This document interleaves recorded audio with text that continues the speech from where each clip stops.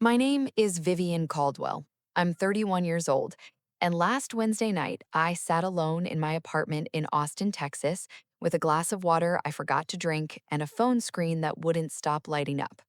43 voicemails, all from my family, people I hadn't spoken to in 7 years.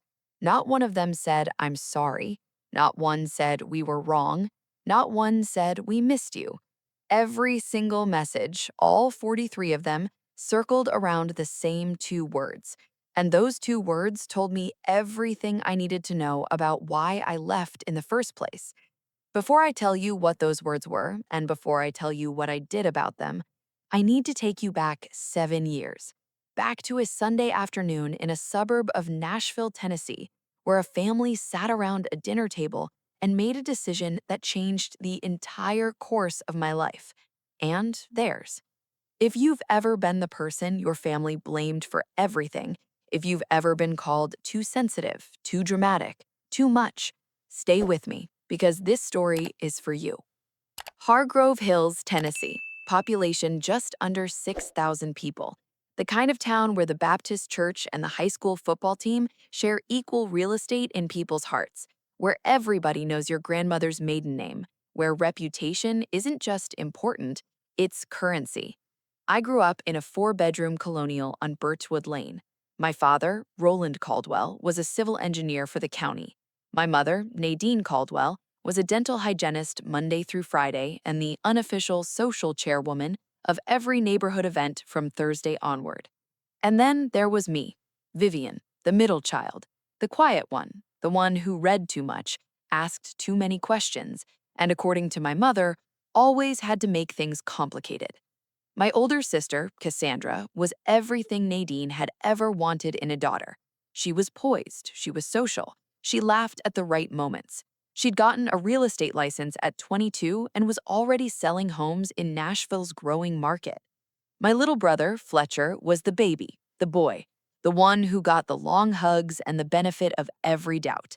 And I was the in-between, the invisible middle child who cooked half the family's dinners, tutored Fletcher through algebra, and spent years believing that if I just tried harder, I would eventually feel like I belonged in my own family. I was wrong.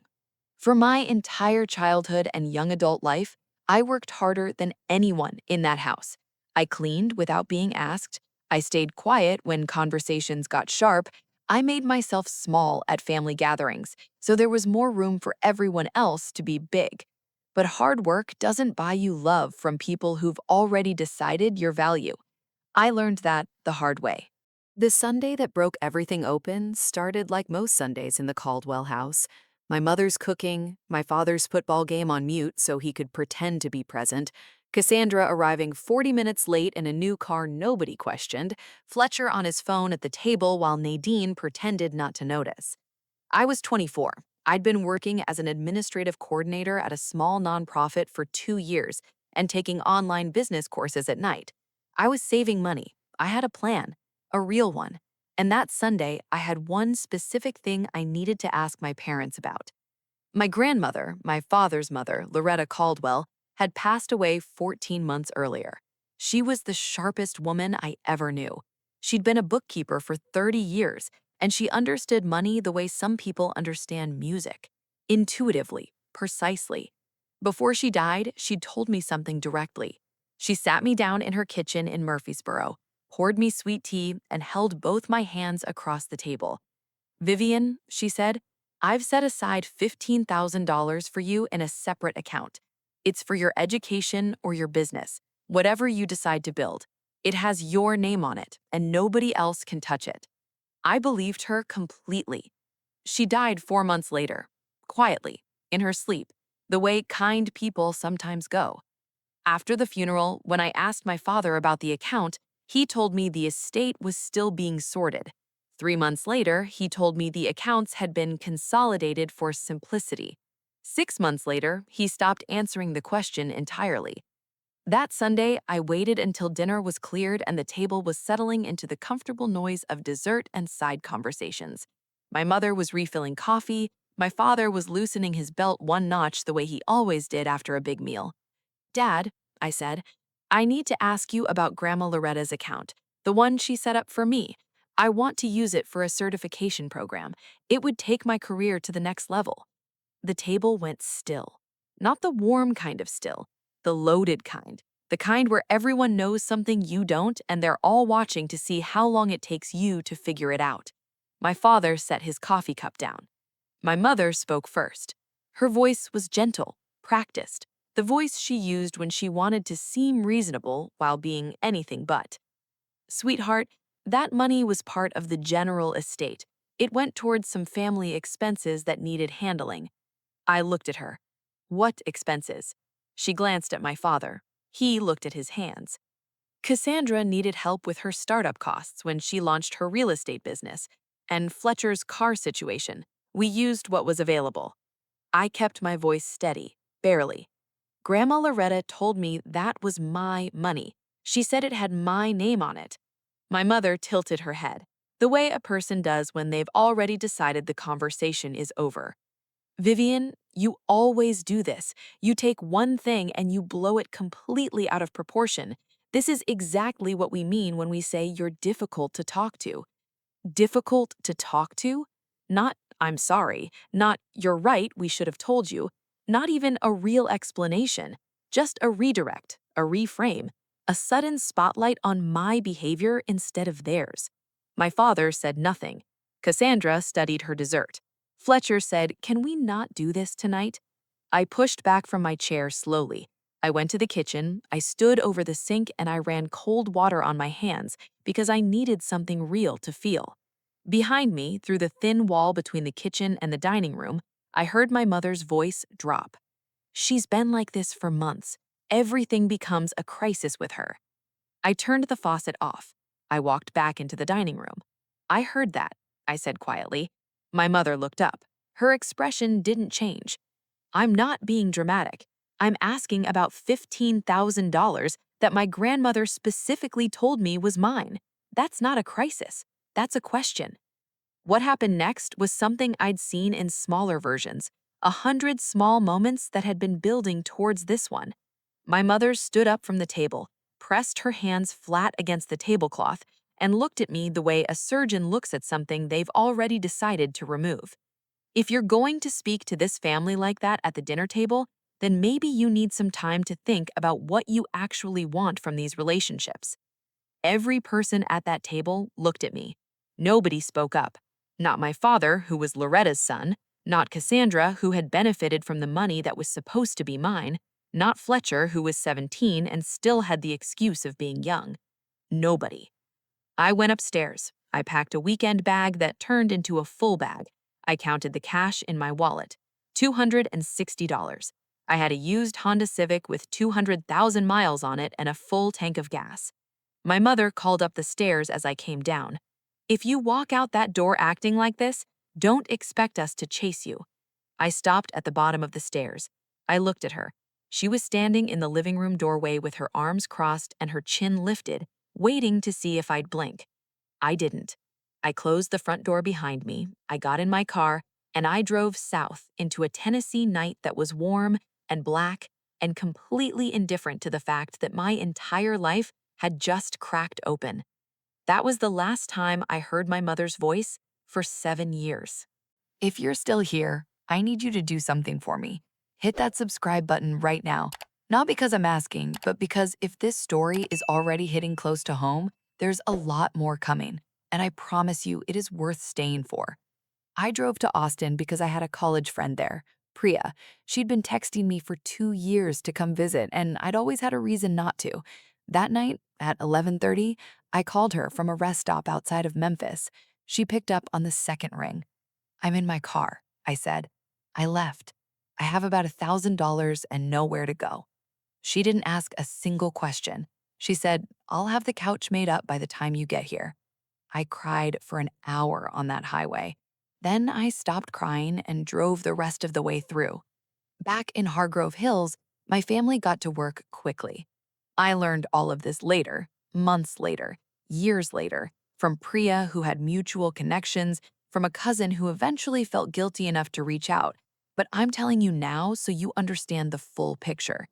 Within 2 weeks of my leaving, my mother had told the Birchwood Lane neighborhood group that I'd had a breakdown and needed time away to get help. She told her dental office colleagues that I was going through something really serious. She told her church friends that she was devastated but trusting God. She never specified what kind of help I was supposedly getting. She didn't need to. Vague concern does more damage than specifics. It gives people room to imagine the worst and then feel noble for praying about it. My father told the story differently. He'd stand at the mailbox, and if a neighbor asked, he'd shake his head slowly, look at the ground, and say, "We just hope she gets the support she needs." Voice heavy, eyes troubled. He never called me, not once in 7 years. Cassandra posted on her Instagram story within a month a long paragraph about loving difficult people and setting boundaries with family members who drain your peace. She didn't tag me. She didn't have to. Everyone in Hargrove Hills knew who she meant. It got over 200 likes. Fletcher's version was the simplest and somehow the cruelest. When people asked him about me, he'd shrug and say, "She kind of just disappeared," like I was a set of keys, like I'd simply been misplaced. So that was the story the town inherited. Vivian Caldwell, unstable, dramatic, the one who disappeared, while the real story was that I was in Austin, sleeping on Priya's couch, applying for jobs, and trying to figure out how a person rebuilds themselves from scratch at 24. The answer, it turns out, is slowly, and then all at once. Year one was the hardest year of my adult life. I found a job within 3 weeks at a small marketing agency called Meridian Creative, entry level, data entry and client scheduling. It paid $31,000 a year, and I was profoundly grateful for every dollar.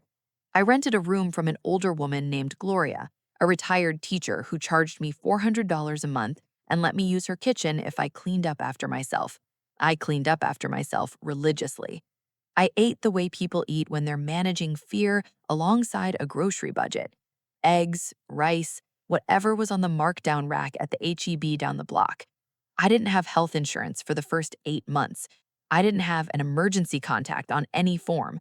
When they asked at the doctor's office, the free clinic on Lamar, I wrote NA in that box and felt it like a bruise every single time. What nobody tells you about cutting contact with a toxic family is that the grief doesn't come from missing the bad things. It comes from missing the idea of what it could have been. You don't grieve the mother who dismissed you. You grieve the mother you deserved and never had. You don't grieve the Sundays that ended in silence and resentment. You grieve the Sundays you deserved, warm, easy, the kind where people are happy to see you walk through the door. That grief is a different animal. It doesn't roar, it just quietly follows you around. There were 3 days during that first winter in Austin when I genuinely questioned everything. Whether I'd overreacted, whether $15,000 was worth a family, whether I should call, whether I should go back. I didn't call, I didn't go back. Instead, I found a therapist at a sliding scale clinic near the university. Her name was Dr. Simone Walsh, and she was the first person in my adult life who looked at me without any pre existing story about who I was. She just asked questions and listened to the answers. "What do you need to hear?" she asked me once in our third session. I thought about it for a long time. I finally answered that I'm not what they said I was. She nodded. "Then let's build the evidence." That sentence shifted something. At Meridian Creative, I did what I'd always done. I noticed things, I organized things, I fixed things nobody asked me to fix. The client intake system was a disaster. Paper forms, inconsistent data entry, information falling through cracks that were costing the agency follow-up business. I rebuilt it in a spreadsheet, then in a proper CRM template, in my own time on my own laptop. My manager, a straightforward woman named Deb Okafor, came to my desk on a Thursday afternoon and stared at the new system for a long time. "Did you build this yourself?" "Yes," I said. "I hope that's okay." She pulled up a chair. "Tell me what else you see that's broken." I had a list. Of course I had a list. Within 6 months, I was running client operations. Within a year, I had a real salary, real benefits, and a title that said operations manager on my business card. I started taking digital marketing courses at night, then a project management certification, then an MBA program through UT Austin's online division, 2 classes per semester, paid out of every paycheck, no loans. I didn't have a plan to become someone impressive. I had a plan to never feel powerless again. The success was a side effect.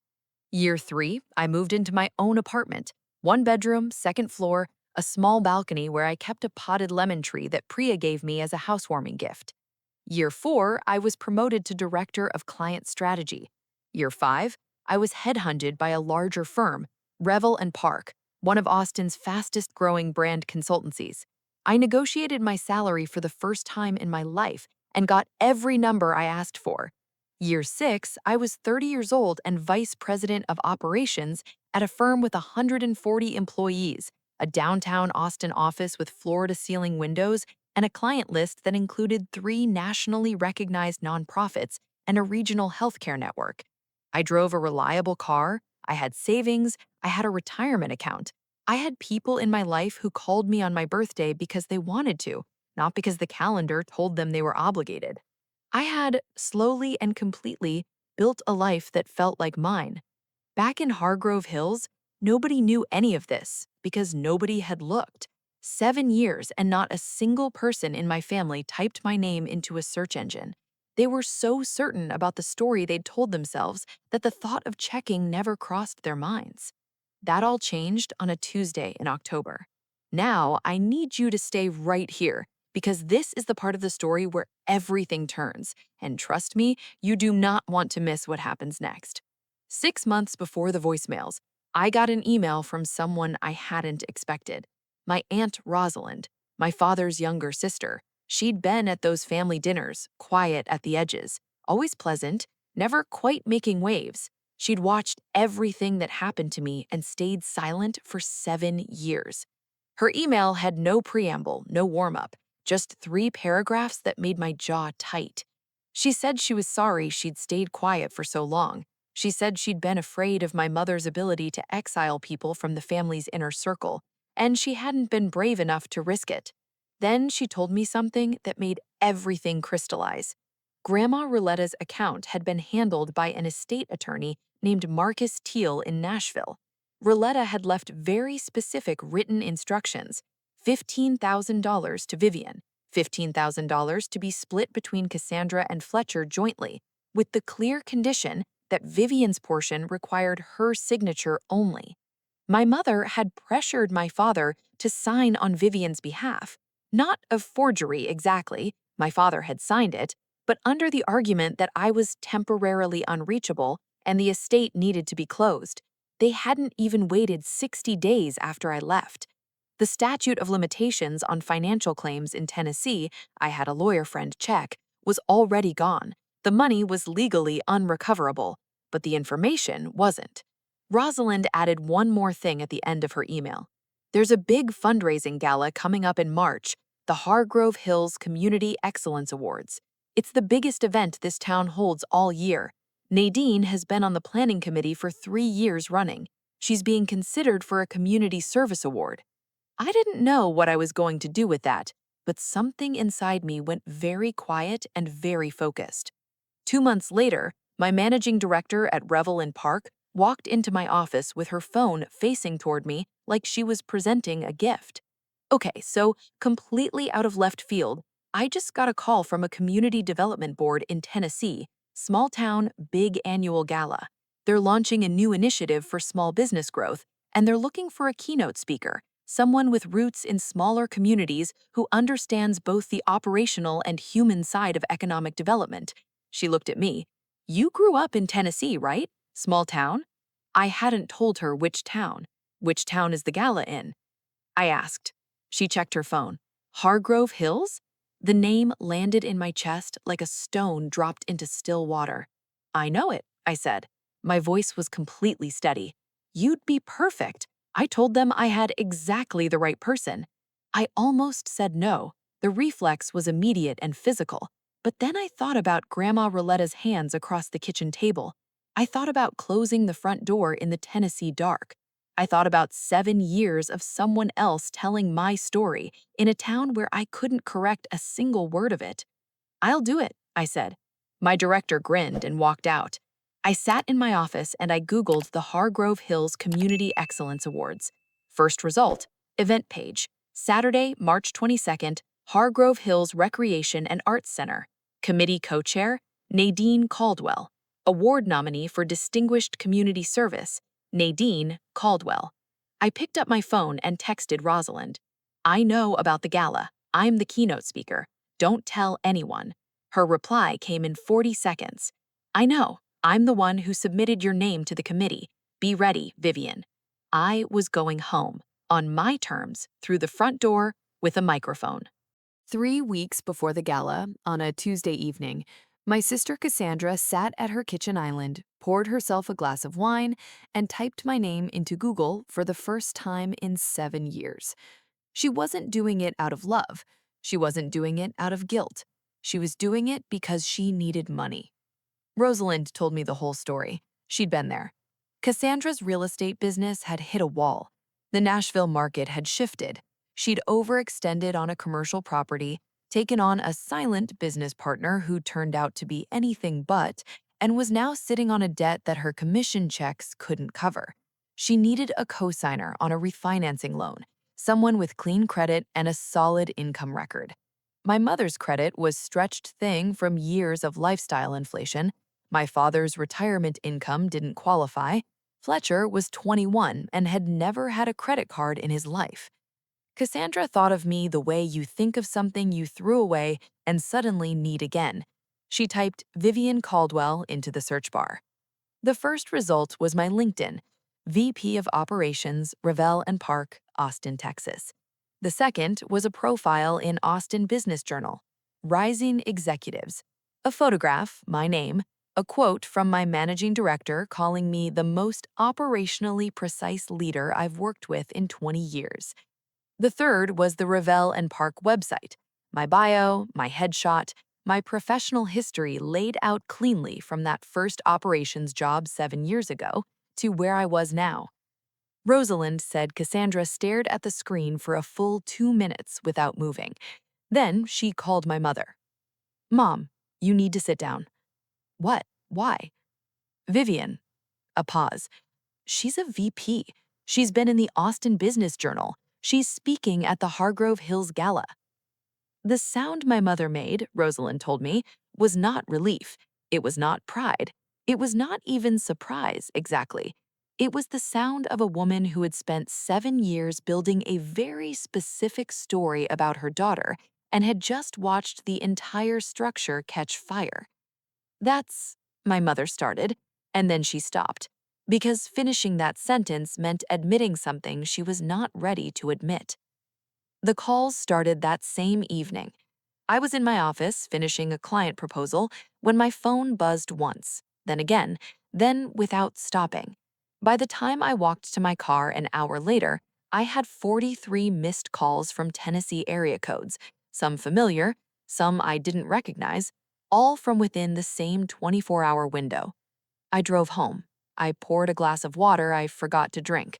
I sat on my couch and I listened to every single voicemail, all 43. Voicemail 1, Cassandra. Smooth, practiced. The voice she used when she was selling something. "Viv, hey, it's Cass. I know it's been a minute. I'd love to catch up, honestly. Call me when you can." Voicemail 6, my father. Halting, uncomfortable, like a man reading from a script he'd written and then lost. "Vivian, it's Dad. We've been thinking about you. We'd really love to hear your voice. We could use some family time. Please call us back." Voicemail 14, my mother. Controlled, clipped. The voice she reserved for situations where she needed to appear calm while being anything but. "Vivian, this is your mother. I don't know what impression you have of this family, but blood is blood. We need to talk. Call me." Voicemail 21, Fletcher. Casual to the point of being almost funny. "Yo, Viv, it's Fletch. So, heard you're doing really well out there. That's great, honestly. Hey, listen, I'm trying to start something, like a small business kind of thing.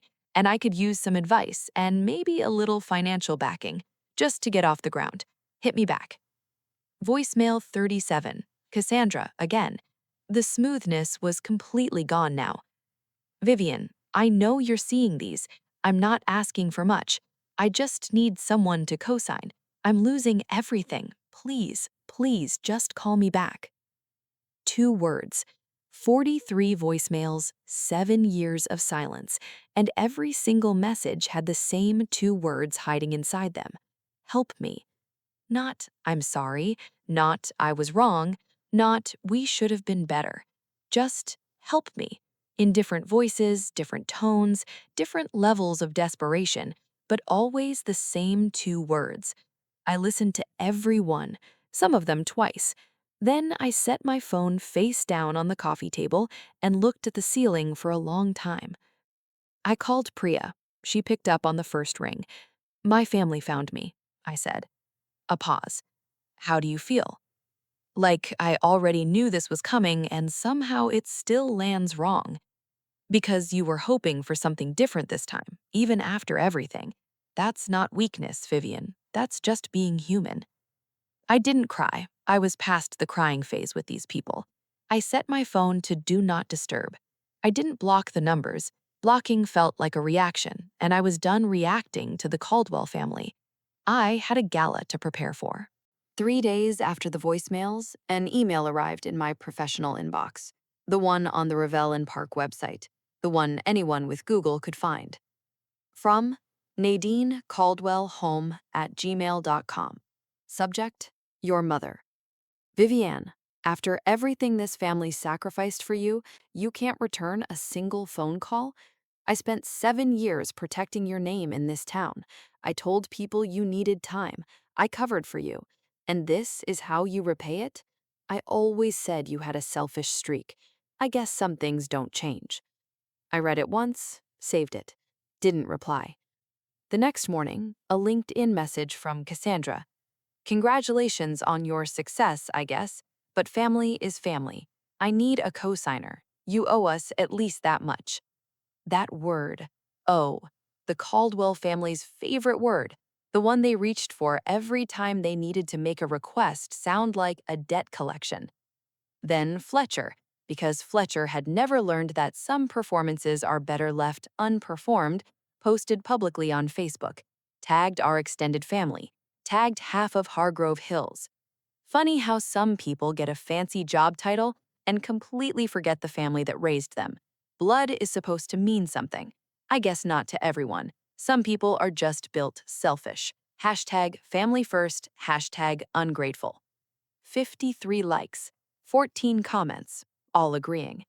I screenshotted everything, every email, every message, every comment, not for legal purposes, for myself, for the mornings, and I knew they were coming, when I might wake up and wonder if I'd imagined it, if maybe it wasn't really that bad, if maybe I should have tried harder.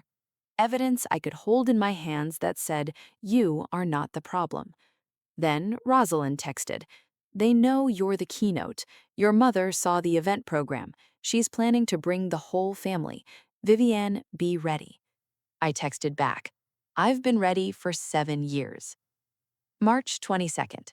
I flew in to Nashville, rented a car, and drove southeast through Tennessee farmland that was just beginning to go green at the edges, the way it does in early spring when the state can't quite decide whether winter is finished yet.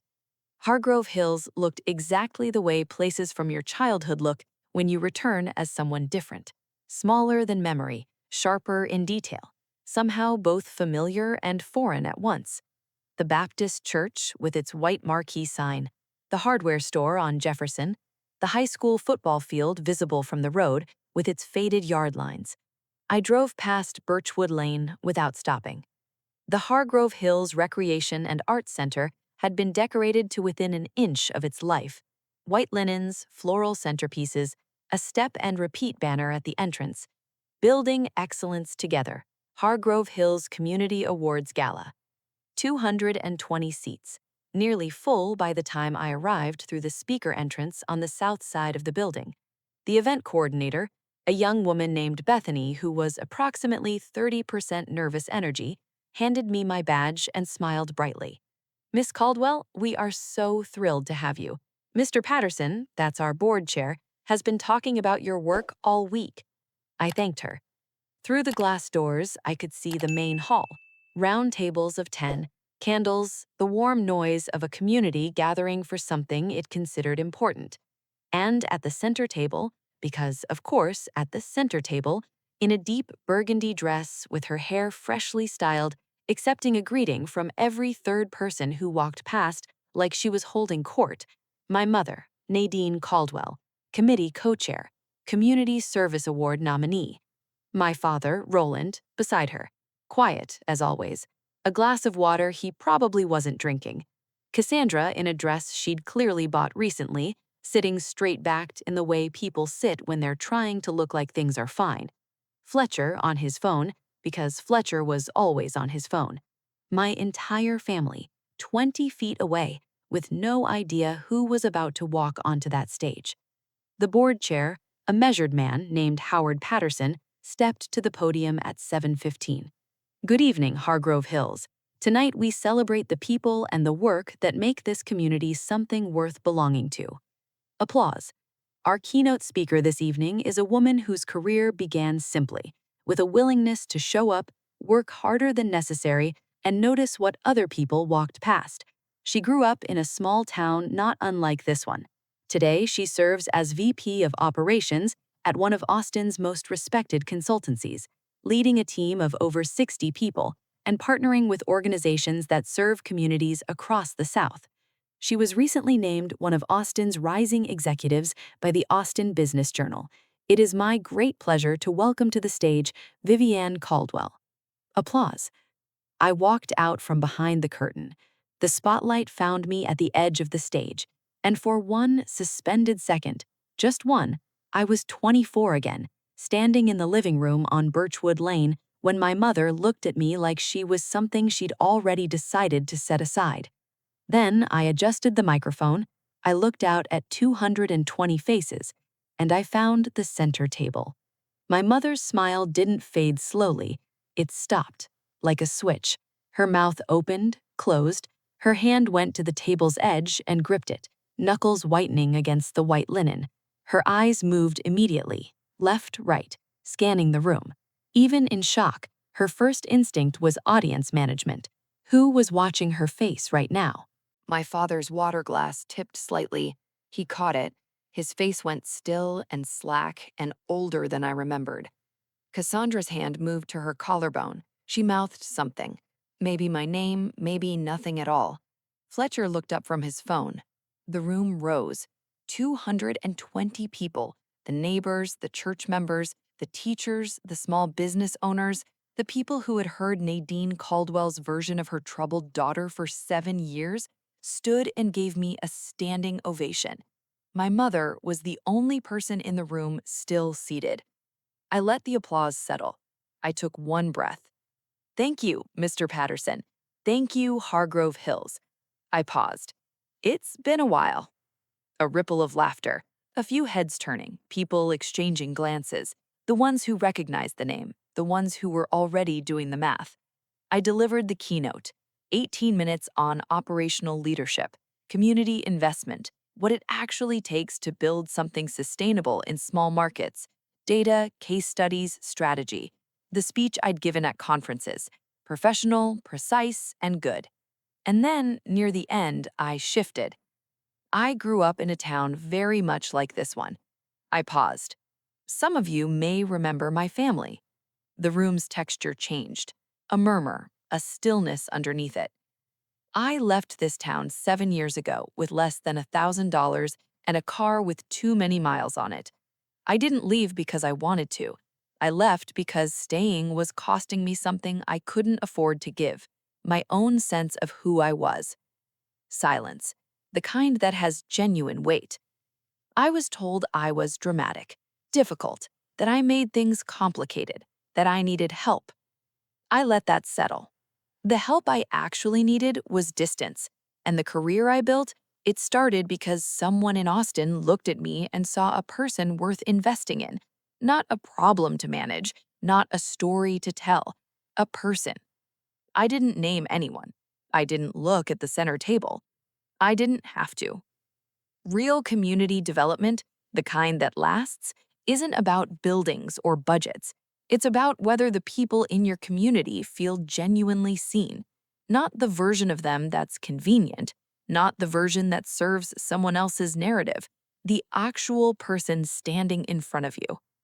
I stepped back from the podium. The room stood again. Longer this time, louder. I watched a woman in the fourth row, Mrs. Eugenia Watts, who had taught me sophomore history and come to my grandmother Loretta's funeral, press both hands to her mouth. I watched the man at the table next to my family's slowly turn and look directly at my mother. I watched the whisper move through the room like a current. That's Nadine's daughter. The one she said was, she's a VP, been in the Austin Business Journal. My mother sat perfectly still in the center of 220 people standing, the only person in the room who did not rise. Her face had passed through shock and arrived somewhere beyond it, somewhere private and reckoning. After the applause, the gala shifted to the networking portion. It was supposed to be light wine, introductions, small talk about the committee's initiatives. It became something else. People moved toward me like a tide, hands I recognized from childhood, names I hadn't thought about in years. People saying we had no idea, and your grandmother Loretta would be so proud, and you look absolutely wonderful. Mrs. Watts held my hands in both of hers for a long moment, without saying a word. Then my mother arrived. She cut through the crowd with a purpose that would have looked to anyone watching like warmth. A mother crossing a room to reach her daughter. Her arms opened. Vivian! Her voice was calibrated perfectly for the 20 people within earshot. Sweet, slightly trembling. The performance of a woman who has missed her child. I didn't step into the hug. You had my number, Mom. I kept my voice even and clear. 7 years. The smile flickered. She stepped closer, voice dropping. That speech, you embarrassed this family in front of the entire town. I didn't name anyone. If people drew their own conclusions, I can't be responsible for that. Cassandra appeared at her shoulder. Vivian, we've all been trying to reach you. We need to have a real family conversation. I heard every voicemail, Cass, all 43. Not one apology. Every single one was some version of help me. That's not a family reconnecting. That's a collection call. My father stepped into the cluster, voice low, eyes somewhere near but not quite on my face. Vivian, let's not do this here. Please. Dad, I looked at him directly. You had 7 years to not do this. You had 7 years to make a single phone call that wasn't about something you needed. You chose not to. Fletcher trailing behind everyone else, because Fletcher always trailed. So what, you're just too big for us now? No, Fletcher. I'm just not small enough for the story you needed me to fit. I straightened, adjusted my jacket. I looked at my mother one last time. She was still performing, even now. Even in this moment, her eyes were moving across the room to gauge how many people were watching, managing the audience, calculating the damage. I don't hate you, I said quietly. I want to be clear about that. But I am done participating in a version of this family where I'm the problem that needs explaining.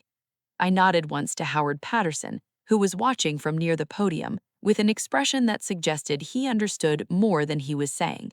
Then I walked toward the exit, steady, even. No slamming, no running. I'd done enough of both 7 years ago. I sat in my rental car in the parking lot for 25 minutes. Engine off, hands on the wheel, the Tennessee spring air coming through the cracked window, smelling like cut grass and something I couldn't quite name but recognized from childhood. Through the tall windows of the Art Center, I could see the gala continuing. People in small groups, heads tilted together, the unmistakable body language of a town recalibrating a story it had believed for 7 years. I called Priya. It's done, I said. How do you feel? I thought about it, honestly. Like I gave myself something back, I said. something I'd been waiting a long time to give myself. She was quiet for a moment. Then, good, come home. I drove back to my hotel in Nashville. That night, I opened my laptop and typed one email. I addressed it to my mother, my father, Cassandra, and Fletcher. I'm writing this once. I'm not co-signing any loan. I'm not funding anyone's business idea. I'm not available as a financial resource for people who weren't available as a family. I'm not angry. I'm clear. If any of you want an actual relationship with me, a real one, it doesn't begin with a voicemail asking for help. It begins with an honest conversation, one where someone looks at what happened and names it out loud.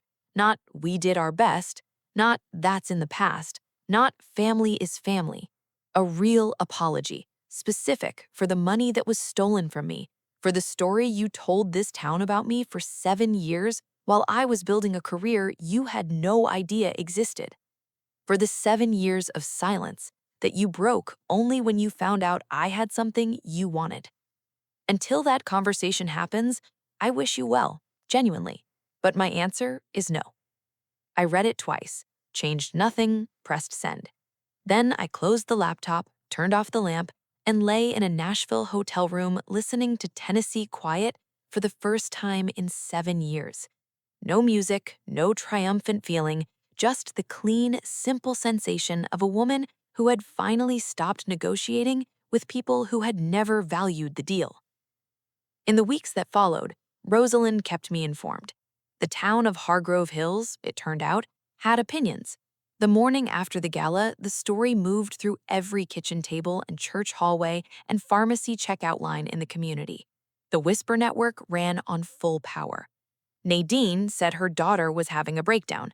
She's a VP of a company in Austin, was featured in a business magazine, stood right up there at the podium, and you don't think Nadine actually.